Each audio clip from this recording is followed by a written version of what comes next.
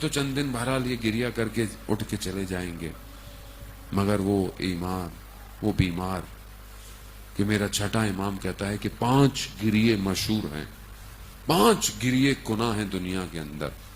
پہلا حضرت آدم ہیں جنہوں نے بہت گریا کیا، بہت گریا کیا۔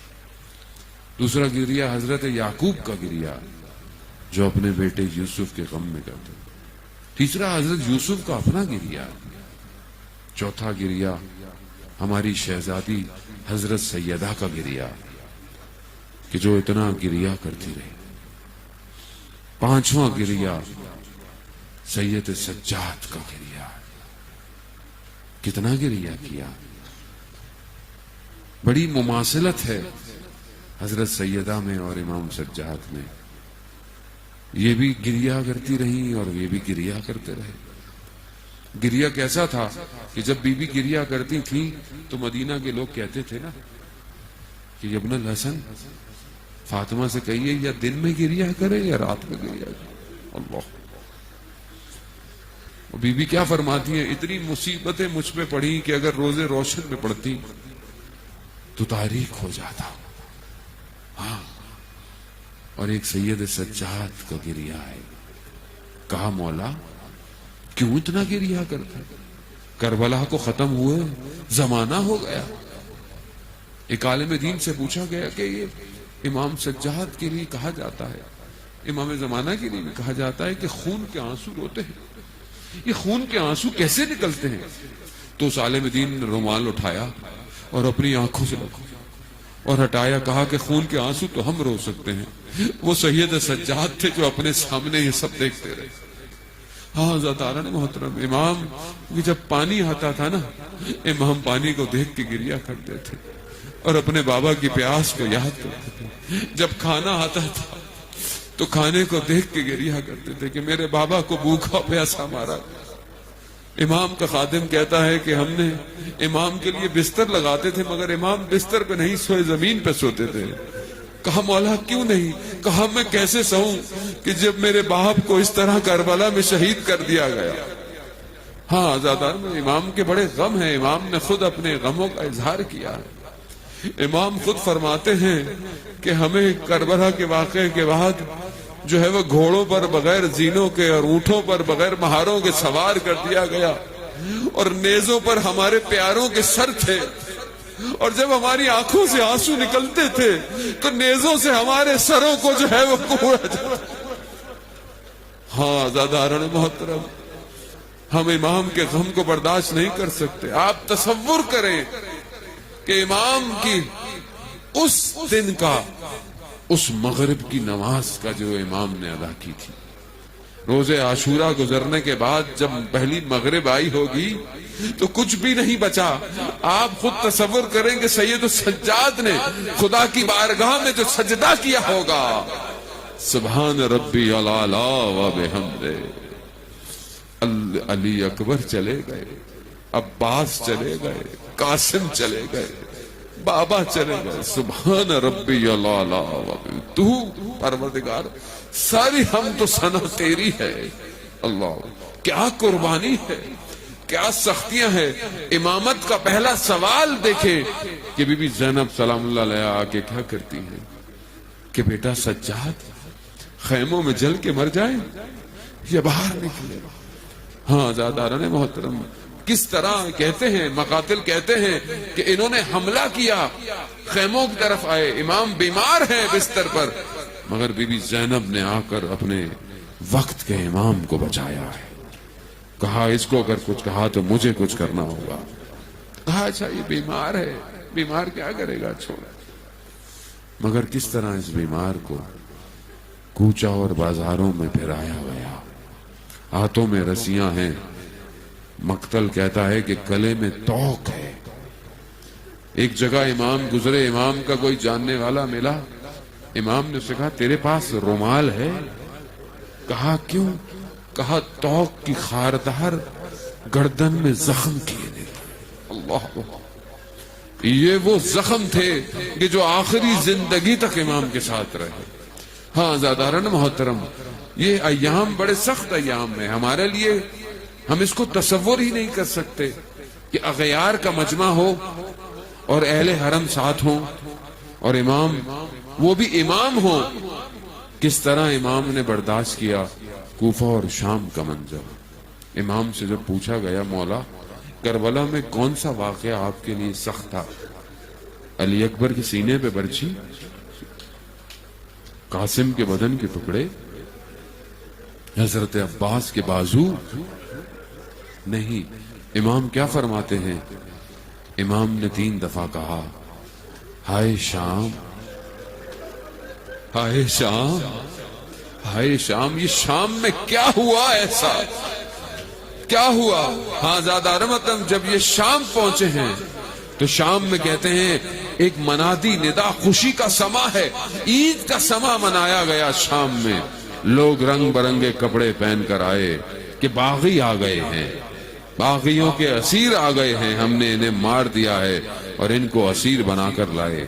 اور کہتے ہیں بازار شام میں اتنا عرصے کھڑا رکھا گیا کہ جب تک لوگ جمع ہو گئے. اور لوگوں نے بھی کیا ظلم کیے، لوگوں نے پتھر مارے اور بعض کہتے ہیں کہ آگ امام کے سر پر پھینکی گئی کہ امام کے امامے کو جلا دیا گیا. یہ کم ستم تھے. اس سے بڑا ستم یہ تھا کہ ان شامیوں کی نگاہیں اہل حرم پر تھی، پھوپھی پر اور ماؤں پر اور بہنوں پر تھی. یہ سید السجاد سے برداشت نہ ہوا، اسی لیے امام کہتے رہے ہائے شام، ہائے شام، ہائے شام. راوی کہتا ہے کہ میں شام میں داخل ہوا، میں نے دیکھا لوگ بڑے عید کا سما ہے. کہا یہ کیسا ہے؟ کہا اسیر آئے ہیں. کہا جب میں نے جا کر دیکھا تو کیا دیکھا؟ میں نے دیکھا یہ جو نیزوں پر چہرے ہیں یہ تو جانے پہچانے ہیں. ماننے والا تھا نا.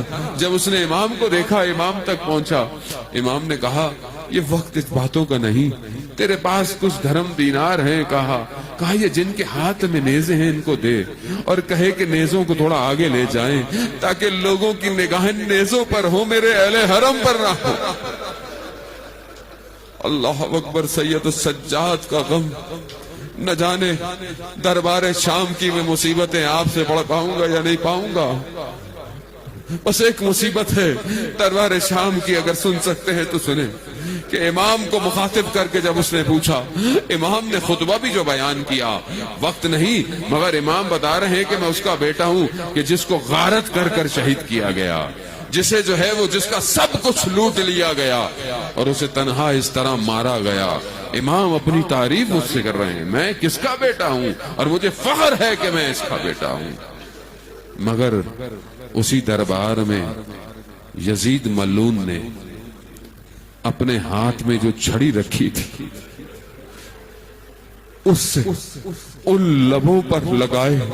اللہ، میں تو لفظ بھی ادا نہیں کر سکتا کہ جن لبوں کو رسول ہر وقت چومتے رہے ہوں، اس پر وہ ملعون شراب نوش کرتا رہا اور جو ہے وہ سر مبارک امام حسین کو اس لکڑی سے جو ہے وہ توہین کرتا رہا. نہ جانے امام نے کس طرح برداشت کیا ہوگا. ہاں آزادانہ محترم، بس وقت ہوا. اگلی مصیبت ہے سجاد کی، بڑے غم ہے امام کے.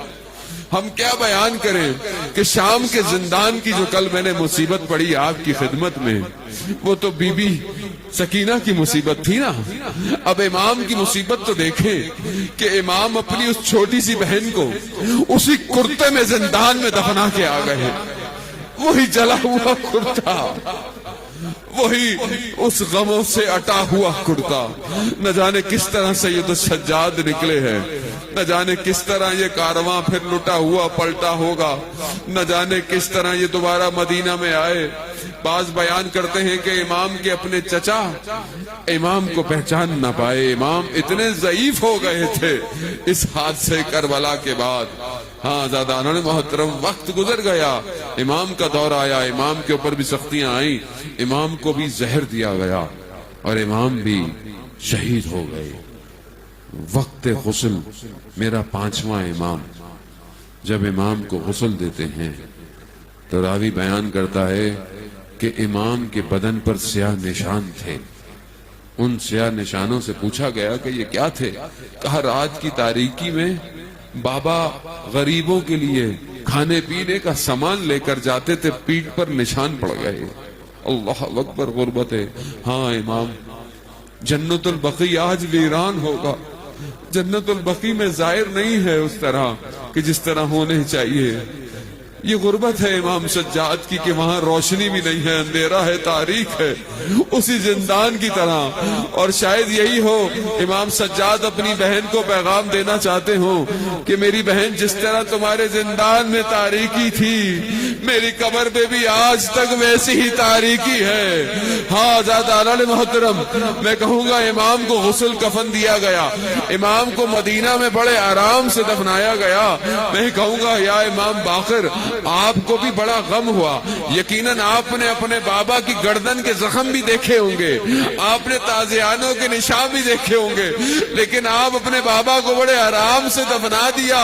مگر لا یوم کا عبد اللہ، اے میرے مولا، آپ کے بابا نے نہ جانے کس طرح اس کربلا میں جو 3 دن وہ بدن کربلا کی خاک کو کھاتا رہا، جب 3 دن بعد امام سجاد پہنچے ہیں نا تو ایک ایک قبروں کو دفنایا، نشانیوں کو بتایا یہ اس کی قبر ہے۔ جب دور بنی اسد نے کہا کہ یہ کس کا بدن ہے، کہا تم جاؤ، چھوڑ دو اسے، میں اکیلا دفناؤں گا، کچھ اور لوگ آئے ہیں میں ان کے ساتھ دفناؤں گا۔ کس کا بدن ہے؟ یہ سر بریدہ بدن ہے، بدن پہ زخم کے نشان اتنے ہیں کہ کہتے ہیں امام نے بڑے آرام سے نیچے سے جنازے کو اٹھایا ہے کہ بدن زخموں کی وجہ سے چور چور ہو چکا، پھر اس کو قبر میں دفنایا، پھر اس کو چھپایا، اور پھر قبر پر کیا لکھا کہ یہ کس کی قبر ہے؟ یہ حسین ابن علی کی قبر ہے، جسے پیاسا مارا گیا، جسے بھوکا مارا گیا۔ ہاں زیادہ محترم، یہ امام سجاد جانتے ہیں کہ کس طرح میرے بابا کو روزے عاشورا پیاسا اور بھوکا مارا گیا، اور امام بیماری کی حالت میں خیموں میں رہے اور کچھ کر نہ سکے۔